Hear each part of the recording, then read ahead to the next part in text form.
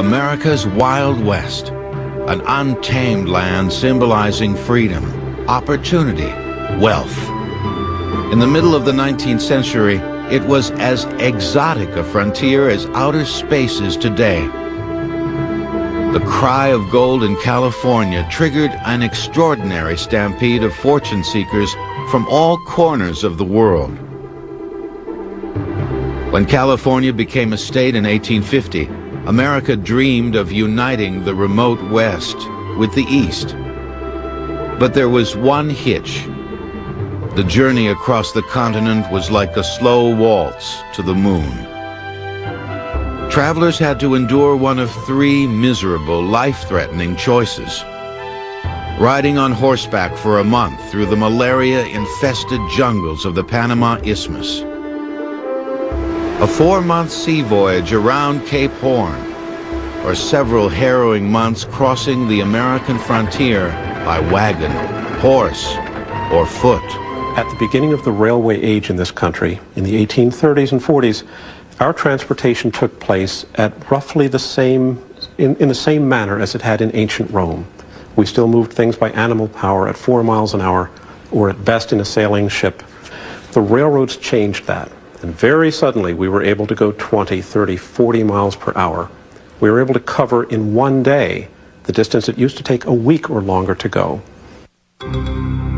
Invented in England in 1825, the steam engine was first imported a year later to America and put to use in the Pennsylvania coalfields. By the 1850s, the railroad annihilated distances at 25 miles per hour throughout the East and all the way to the Mississippi River. Roughly 10,000 miles of track linked cities on the east side of the river by 1853. But it was a terrifying iron monster, dirty, dangerous, and often fatal. The technology of steam made explosions, breakdowns, and fires a terrifying reality. Despite the flaws, some people envisioned the railroad as the key to westward expansionism. But a railroad all the way to the Pacific seemed to be an impossibility. 1,600 grueling miles of vast, empty space separated Kansas City, the railroad's westernmost stop, from the Pacific. In between were two massive mountain barriers, the Rocky Mountains and the Sierra, peaks towering over 14,000 feet, and a scorching hot desert.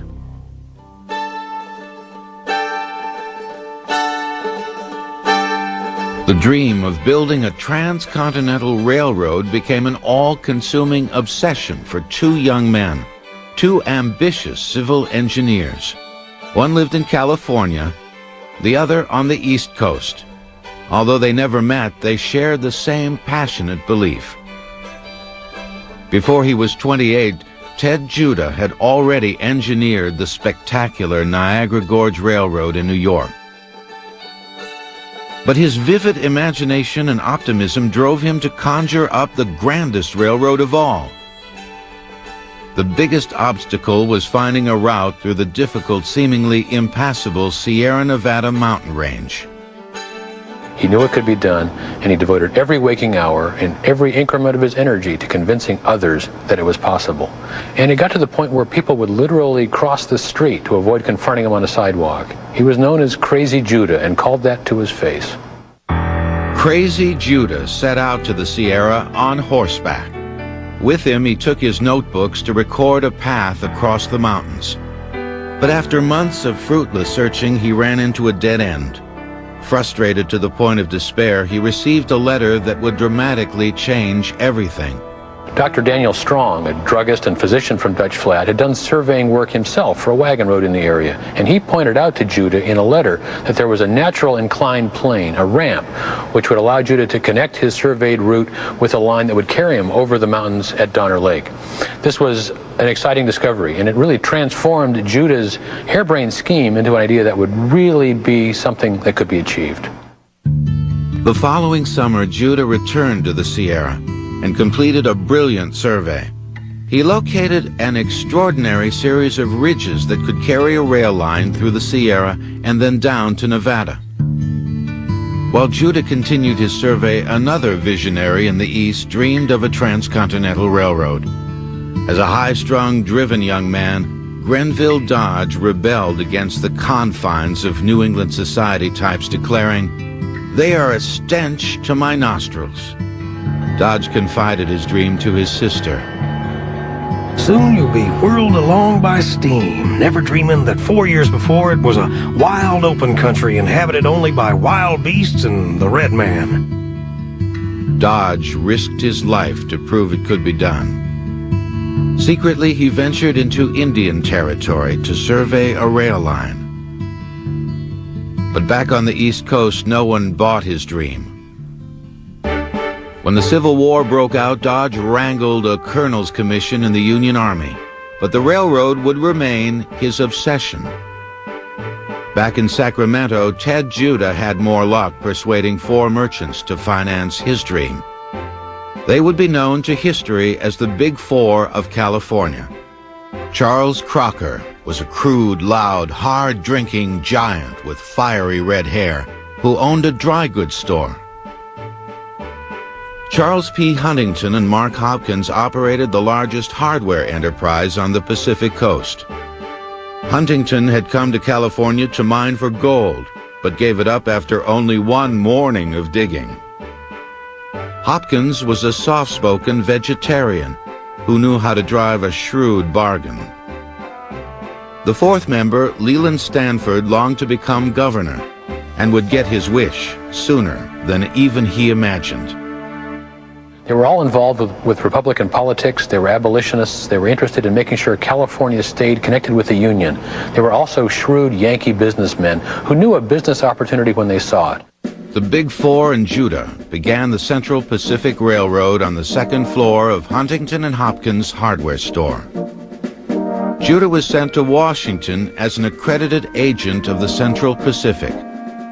Ted Judah helped Congress draft the Pacific Railroad Act that established 2 companies, Central Pacific to build east from Sacramento, and the Union Pacific to build west from Omaha.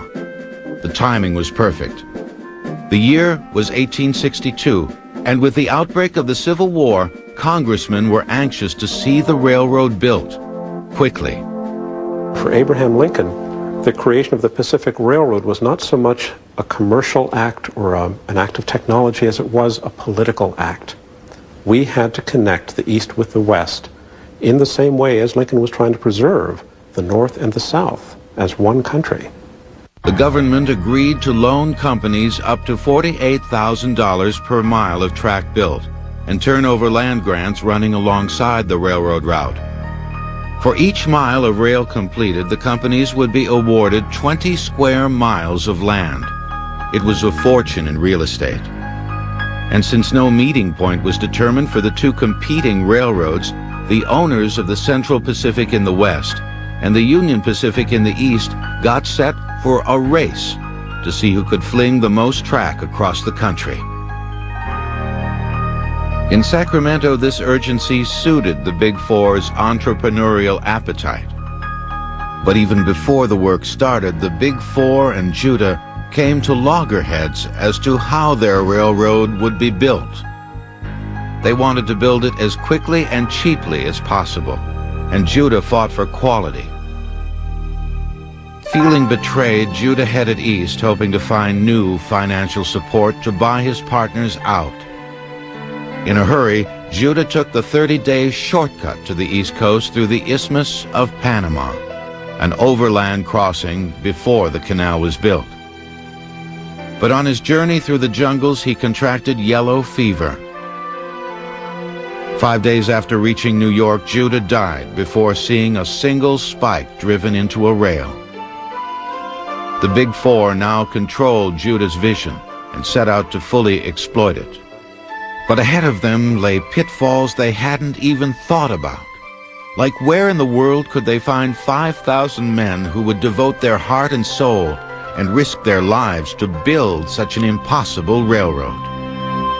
In 1863, the 2 pioneering companies chosen by Congress to build the first Transcontinental Railroad broke ground. They were like 2 competing armies getting ready for the unknown. The Central Pacific launched from Sacramento. The Union Pacific launched from Omaha, Nebraska.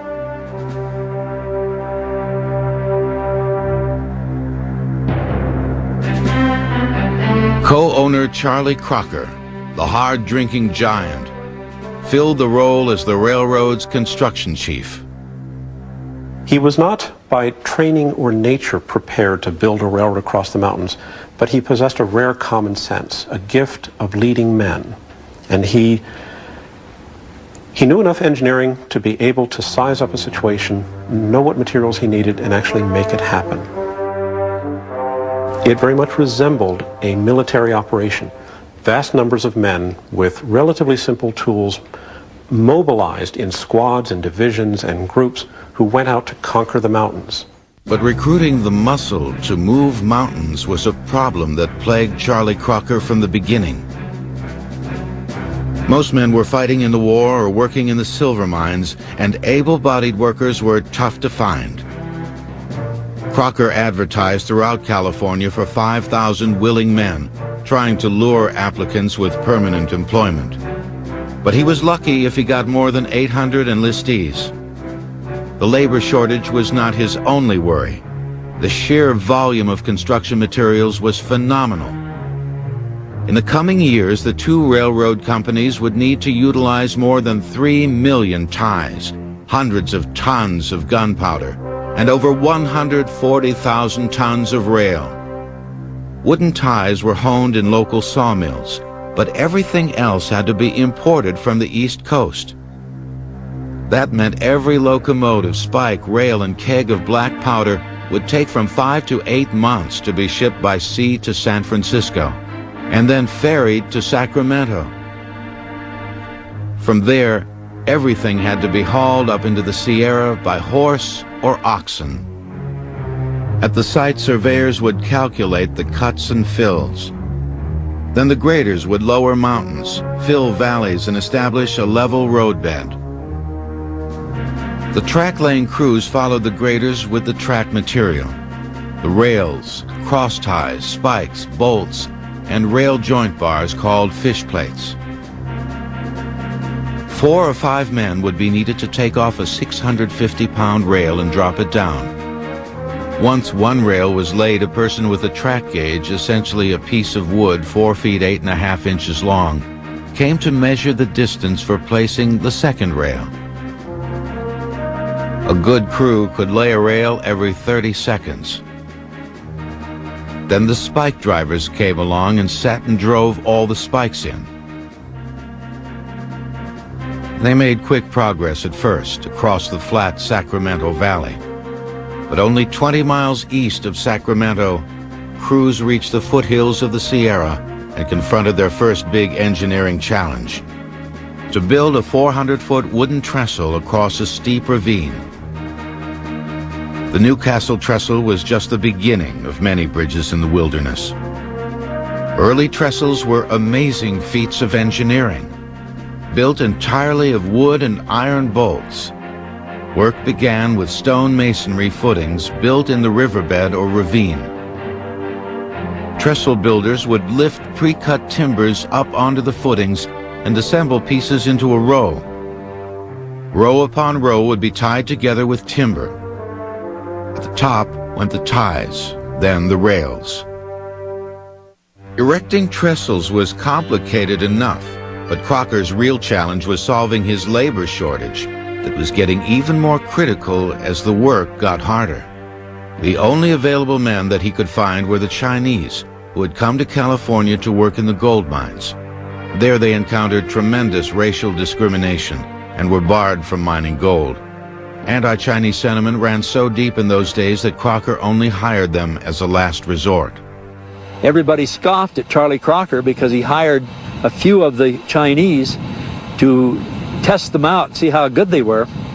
And they said, oh, they're too short, they're too small in stature, they can't do that kind of work.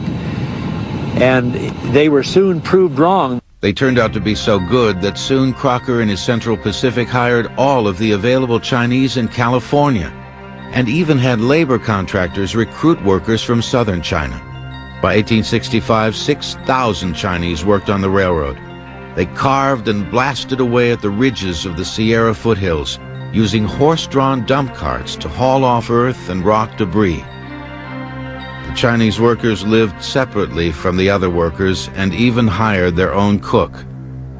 They would eat their traditional foods, which tended to be high in vegetables, good for you. They boiled their water in the form of tea, which made the Chinese nearly immune to the kind of bacterial infections that the European laborers would experience. They didn't squander their checks on payday. They didn't go on three-day drunks. In many respects, they were considered by the railroad to be the ideal labor force. In the years ahead, the Central Pacific would have as many as 12,000 men working along miles of line at one time. 90% of the Central Pacific labor force was Chinese. But progress was bitterly slow. In the first 3 years between 1863 and 1866, the Central Pacific only advanced 40 miles. The Big Four had spent $8 million and were struggling to pay their bills. Charlie Crocker complained. I would gladly have traded all I had for the debts I owed and started all over again and never heard of the Pacific Railroad.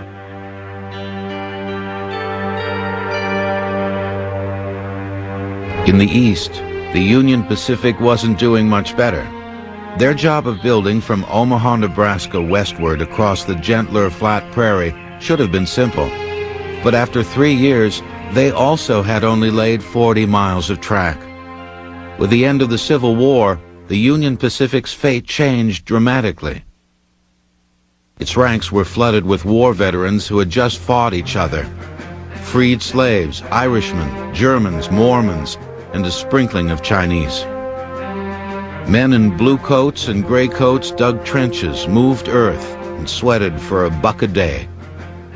Having just fought in the war, they were hardened to living outdoors, surviving on beans and hardtack, and encountering dangers on a daily basis. They couldn't have been more different from the shrewd financiers in charge of the Union Pacific. Thomas Durant, a former medical school graduate who turned to business, was more obsessed with lining his pockets than building a railroad. From the start, he had accepted bribes. He had already spent $500,000 on the railroad with little to show for it. To rescue his company, Durant tapped the young visionary General Grenville Dodge, who 9 years before had surveyed the eastern path of the railroad. He was hired at the handsome salary of $10,000 a year to be chief engineer. Dodge was a railroader, but then he was a soldier. And at the close of the Civil War, his job in the Army as a general was basically to clean out the West, to subjugate the Indians and make the way safe for the Union Pacific Railroad. He maintained a rather brutal, very direct policy of forcing the Native Americans onto the reservations, of in many cases exterminating entire tribes who he thought were in the way. But if Dodge and his Union Pacific were ever to lay track across the empty 1,000-mile expanse before them, they would have to invent a city on wheels, the likes of which the world had never seen.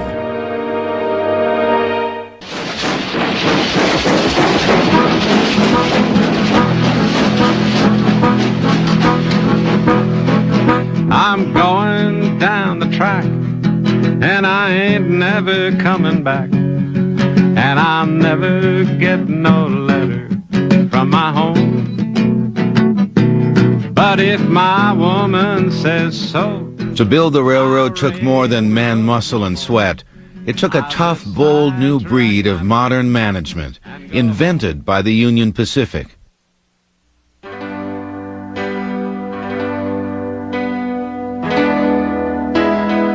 Neither of the Casement brothers was taller than 5'4", but they were organizational dynamos. Hired to run the Union Pacific track gangs, they revolutionized railroad building. The older brother John was a famous general who had been a foreman of a track building gang. His younger brother Dan, who stood 5 feet tall, looked like a 12-year-old boy requiring a large hat. They were tough. They were hard on their men, but they would do anything their men would do. And so that made their men really respect them highly.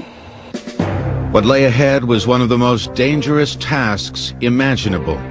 How to build and supply a single track pushing out across hundreds of miles of the western plains under threat of Indian attack.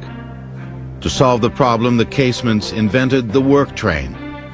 This was an astonishing innovation, a city on wheels that functioned as the nerve center of the whole operation. The locomotive pushed, not pulled, 20 or more cars, each tailor-made for building and living on the tracks. There was a car fitted with tools, a blacksmith shop, a dining car, a kitchen, dormitories with built-in bunks, housing about 50 men per car. Bringing up the rear were several flat cars loaded with road-building supplies. One surprising cargo was a storeroom with hundreds of loaded rifles in case of an Indian attack. They carried everything with them on the train, all their supplies, all their food, and except for meat. And of course they had hunters that went out and killed the buffalo, antelope, deer, whatever they could find. So they were completely self-contained. One of the biggest supply problems was getting lumber for making ties and building bridges. With no timber on the high plains, the wood had to come from the forests of Minnesota and travel hundreds of miles down rivers and by wagon. Once they orchestrated the supply line, the track layers quickly advanced across the Nebraska plains, laying about a mile of track a day. One reporter on the scene in 1866 described the intense activity. 4 men seize a rail, less than 30 seconds to a rail, and so 4 rails go down to the minute. It is a grand anvil chorus, 3 strokes to the spikes, 10 spikes to the rail, 400 rails to the mile, 1,800 miles to San Francisco. Working and living at the end of the track wasn't exactly fun. Up at dawn, no heat, no hot water, no place to bathe or shave, into the dining car with long trestle tables. You're using the same utensils and flatware that the person before you had used and the person after you would follow with. You'd share a cup, the rudest and most miserable of food, and then on out to the end of track. And you'd work all day with a sandwich, which might consist of a piece of bread and a hunk of meat, and water or beer or coffee. And then you'd come back worn out, exhausted, and into the racks, packed into a dormitory car with perhaps 50 other men who also had not bathed that month and would get up the next morning to do the whole process again.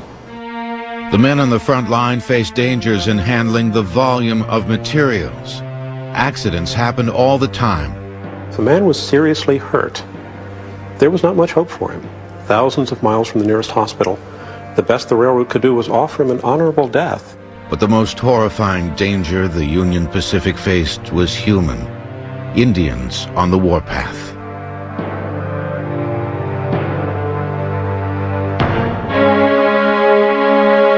The Sioux and the Cheyenne witnessed the advancing track with rage. The treaties that had protected Indian land in Nebraska and Wyoming were quickly being annulled. At stake was a way of life they had practiced for hundreds of years.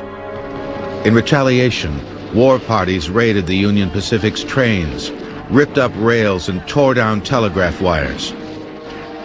Further west, the Central Pacific was left alone. Most attacks were aimed at the Union Pacific's isolated advance teams, such as the surveyors and bridge builders. General Dodge was not above staging rather dramatic Indian attacks or taking advantage when a government inspector or politician happened to be in harm's way when the roving bands of Plains Indians made demonstrations against the railroad.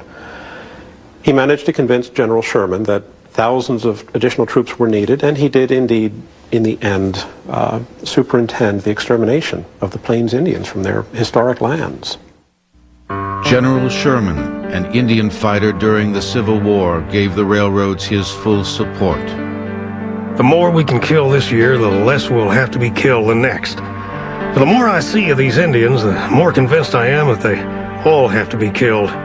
General Sherman, 1872. One way the railroads and the military attacked the Native Americans was to slaughter the buffalo, which they depended on for their existence. Over 12 million buffalo roamed the West when work began on the railroad. Sometimes a single herd would blanket the vast landscape as far as the eye could see. The railroad companies hired sharpshooters to kill countless thousands of buffalo on the Great Plains to make way for the train. One Indian chief pleaded for the killing to stop. Listen well. Your young men have destroyed the fine timber and the green grass and have burnt up the country. They have killed my game and my buffalo. They did not kill them to eat. They left them to rot where they fell. Were I to go kill your cattle, what would you say? Would that not be wrong and cause war? Crow Chief, Bear's Tooth, 1867. His cry went unheeded. By the end of 1867, the Union Pacific had spent 4 years working on the rails, and despite the Indians, the elements, and the supply problems, they had laid 300 miles of track. Their rivals, the Central Pacific, had advanced less than 80 miles. They were stuck in the Sierra Mountains of California, facing a challenge even more monumental: how to stay alive while blasting a half-mile tunnel with handmade nitroglycerin. High up in the Sierra, the workers on the Central Pacific were trying to devise a way to build a rail line through solid granite. To cross the Sierra, Crocker's Chinese crews needed to bore through 15 mountains. They had no mechanized tunneling equipment and no modern explosives. They only had the basics: handheld iron drills, sledgehammers, and black powder. Before there was a tunnel, first there had to be a drill hole for blasting, and it was no easy task. Each hole had to be about 12 inches deep. Drills had to be reshaped and sharpened by a blacksmith every few hours. The depth of the hole was extremely critical. If it was too shallow, the explosion would blow backwards with the force of a cannon. To speed up the blasting, work crews chipped away at both ends of the tunnel around the clock. But even then, the progress was often only 8 inches every 24 hours. The greatest engineering challenge would be the summit tunnel that had to penetrate the pinnacle of the Sierra Nevada, overlooking Donner Lake. At 6,000 feet above sea level, they needed to build a tunnel measuring 20 feet high that would run over 1,600 feet through granite. Even with Crocker's army of 6,000 Chinese workers, the work was projected to take 3 years to complete.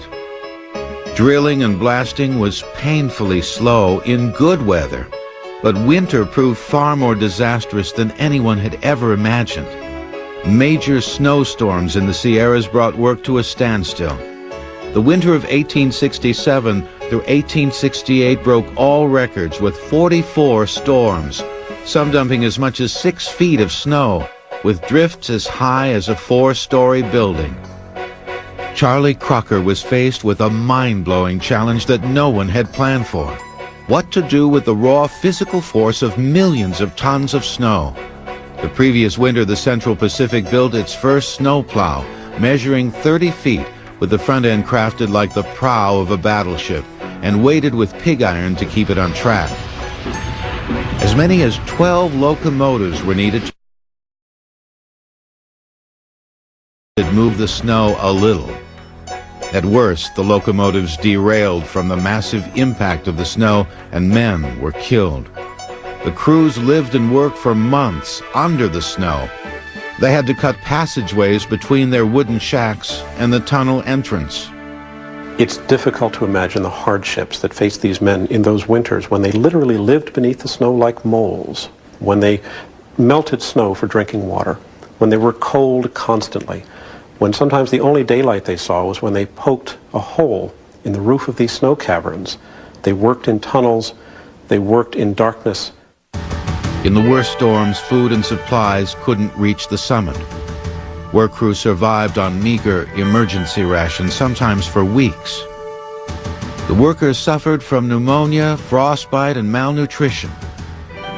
Men were terrified of avalanches that without warning would crash down on their shelters and bury people alive. The bodies weren't found until the snow thawed in the spring. The snow was such a colossal problem that at one time, 9,000 workers were needed to clear the tracks with picks, shovels, and wheelbarrows. The workers often took weeks just to clear cuts of ice, sometimes 15 feet thick over the tracks. Meanwhile, the crews inside the tunnel labored around the clock, consuming as many as 500 kegs of blasting powder a day.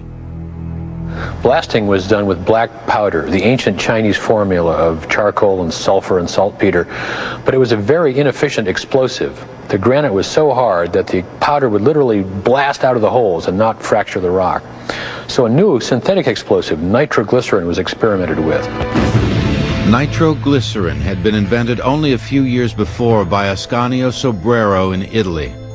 The compound was so volatile that the Central Pacific hired a chemist to mix a fresh batch every morning in a special kitchen near the worksite.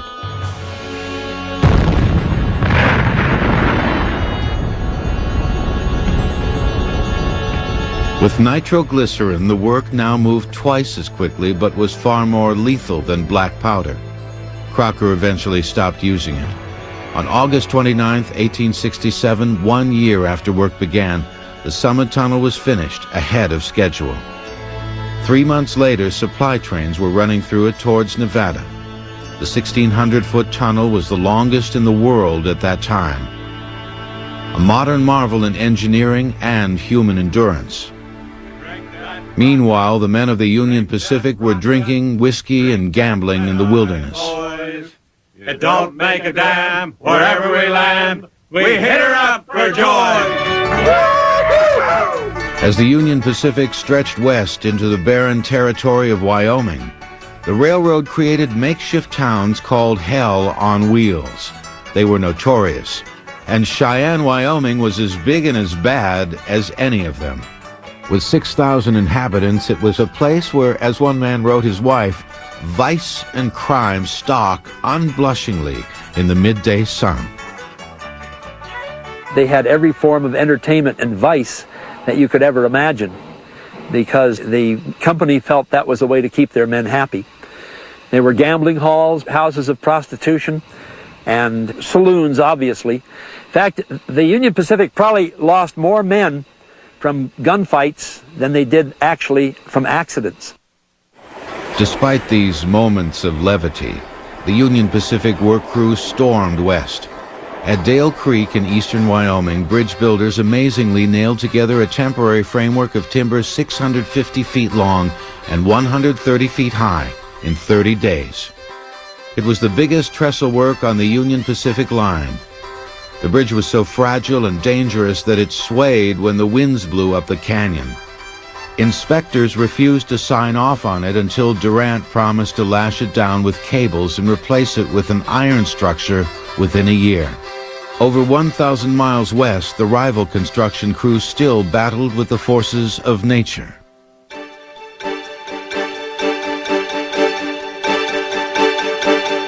Once the Central Pacific cleared the Sierra, Crocker had hoped it would be smooth sailing through Nevada, but no such luck. The winter problem in the Sierra continued to block their supplies from getting through, causing huge delays in the track building. In desperation, Charlie Crocker came up with an amazing solution. He ordered his men to construct 40 miles of timber-roof snow sheds over the most mountainous stretches of track. These sheds would end up needing 65 million feet of timber, 900 tons of bolts and spikes, and ended up costing the Central Pacific Company $2 million. In early April 1868, the Central Pacific crews had inched through the toughest mountains on the rail line. In 6 years, they had only spiked 119 miles of track. But it was the most difficult line ever built in the world. The Union Pacific had completed 540 miles across far more gentle territory, but they now faced their most formidable challenge, the kinds of mountainous terrain that the Central Pacific had faced, the Rocky Mountains in Wyoming and the Wasatch Range in Utah. But nature was good to them. To cross the Rockies, the Union Pacific only had to bore 4 tunnels, but ahead lay a battle with the wilderness that was to be every bit as torturous as the Central Pacific struggle with the Sierra.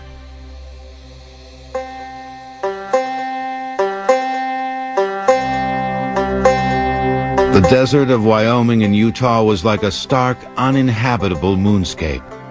One of the biggest problems was not the threat of Indian or animal attack, but finding water, an element essential to steam locomotives. An engine back then would need 1,000 gallons of water to go 15 miles. Water tanks were built every 14 miles along the line. When railroaders did manage to find a well, they would use a windmill to pump the water. They would pump the water by wind power into a tank, and then when the locomotive came by, they could lower a spout down into the tender and fill it with water. But it was not always that easy. For many spots, they didn't have reliable wind power. Some spots, they had to actually set up a steam-driven pump to pump water out of the well. In places where the railroads pioneered water technology, towns sprang up. In many parts of the desert where there was no water, the railroad had to haul their water in huge tank cars. Long water trains would make daily runs to dump water into cisterns, which were pumped into the trackside tank. Despite it all, the Union Pacific kept moving. It was now February 1869, nearly 6 years since construction began. With the Union Pacific by now approaching Salt Lake City, the Central Pacific had raced halfway across Nevada and was moving quickly toward Utah. The race was heating up. With a connecting point still not determined, the railroad owners wanted to build as many miles of track as possible to collect government land grants and loans. Ahead of them was a sprint to the finish line, fought by everyone from the lowliest spikeman to the richest railroad baron, while the country waited for the outcome. Spring of 1869. As the armies raced to reach the prospering Mormon communities in Utah's Salt Lake Valley, an incredibly bizarre development took place.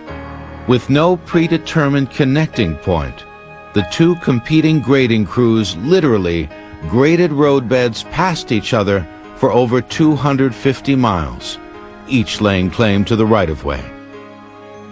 The government ordered the railroads to fix a meeting point, or we'll do it for you. Grenville Dodge and Collis Huntington met in Washington and hammered out a compromise. Both companies would profit from the Salt Lake City traffic. The tracks would join the following month at Promontory Summit, Utah.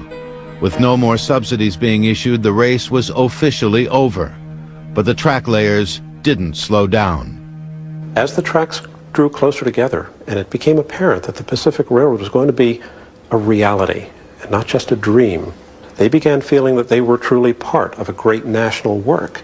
They began to know that they were doing something that would outlive them, outlast them, that even down to the most anonymous man with a shovel in his hands, this was going to be a work for the ages, and they had a part in it. As the two lines moved toward Promontory, one of the world's most amazing bets was wagered. The Central Pacific's Charlie Crocker had once boasted to Thomas Durant, the head of the Union Pacific, that his men could lay 10 miles of track in a single day. Durant staked $10,000 that it was impossible. Crocker chose April 28th to be 10 Mile Day. For the hand-picked team of Crocker's workers, this event was the ultimate test of endurance. The day began with Chinese workers shuttling iron on horse-drawn handcars to a crew of 8 Irish rail carriers and the track-laying team. They worked without a break and refused to eat a lunch. The track moved forward at a rate of almost a mile an hour. In 12 hours, the Central Pacific workers spiked 10 miles and 56 feet of track and lifted over 2 million pounds of iron rail, a record that still stands today. For their feat, they were given 4 days' pay. As the crews neared Promontory, plans were underway for a ceremony celebrating the joining of the lines, the moment that the nation had been waiting for. 2 brand new trains with railroad officials set out from Omaha and Sacramento to meet at the finish line. The scene at Promontory that May 10th was one of contrast. The grizzled veterans of this incredible campaign, in their dusty clothes, with their calloused hands, with the leadership of the railroads in their fancy private cars, with their champagne and their fresh fruits. The contrast was striking. Western Union stood by to signal the moment the last spike was driven. Like the Apollo landing on the moon, virtually all of America waited for the news. At 11:15 a.m., the Central Pacific's Jupiter pulled forward to the Union Pacific's number 119, each crowded with exuberant, exhausted workers. The ceremony called for Thomas Durant, the head of the Union Pacific, and Leland Stanford, president of the Central Pacific, to drive not one golden spike, as legend has it, but 4 spikes. 2 gold, 1 silver, and the 4th a mixture of gold, silver, and iron. Governor Stanford stepped up, made one huge swing and missed the spike and hit the tie. A huge roar of laughter went up from the workers who had probably driven several 100,000 spikes in their career. So then they offered the spike maul to Dr. Durant, who had apparently a slight hangover, and he couldn't even hit the spike at all, and he hit the dirt. And they finally had to hand the spike maul to a worker of the railroad who drove it home. The telegraph operator tapped out the message, "Done." That was transmitted within seconds around the country. The nation was ecstatic. Cannons were fired, whistles blew, and parades marched down Main Street. The dream of a united nation, coast to coast, was finally realized. The first Transcontinental Railroad ended up taking 6 years to complete, coming in ahead of schedule. Even to this day, no one knows exactly how many men sacrificed their lives. The 2 railroad companies were awarded a total of almost 21 million acres, more land than Massachusetts, Connecticut, and Vermont combined. Theodore Judah's wildest dream had been realized. 6 years later, a painting of the ceremony at Promontory included him in tribute. Grenville Dodge would have more railroad challenges in the years ahead, but nothing would compare to this glory. Closing the tracks at Promontory was in many ways the last act in creating the United States. And it was just the beginning of a new period, a new set of actors, a new set of tools, a new set of values that would radically remake, would completely transform the world they lived in and give us the world we exist in today.